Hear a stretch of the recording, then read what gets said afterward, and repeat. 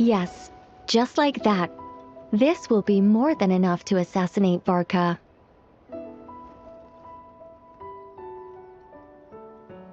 I'm going to assassinate Varka. I need ideas for assassinating the Grand Master.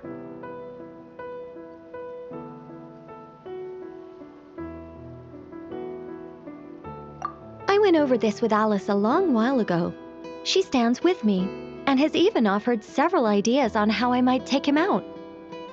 Of all her suggestions, this one seemed the most promising.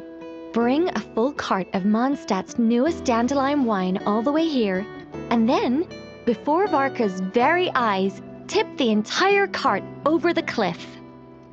Perhaps the monumental, overwhelming grief will make him collapse, or go drown himself in whatever other wine he can find. That doesn't sound like it'll work. Wait, no! Don't even think about doing something so horrible. When writing a novel, the author, naturally, seeks to be as extravagant as possible, especially when writing detective novels. If the opening lacks a striking turn, how is the rest of the plot meant to unfold? Alas, this will be my final attempt at writing detective novels. Oh, I suppose they call them crime novels in Inazuma. In any case, they all tell of crime. There's hardly a meaningful distinction. I also discussed it with Barbie, but our novel writing sessions always evolve into crime planning sessions.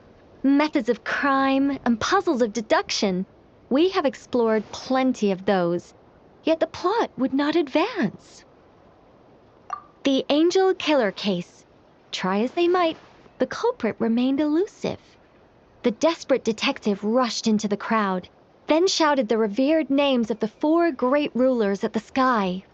Whoosh! Pitter-patter. Boom! Detective and murderer reduced to ash. What kind of writing is that? Doesn't that leave no room for deduction at all? Of course there is. It was only through painstaking deduction that the detective finally discovered the names of the 4 great rulers, learning also that shouting them at the sky would inevitably reduce one to ash. My point exactly. Simply deducing who the culprit is has become dreadfully unoriginal. The subject of one's deductions must be something more creative.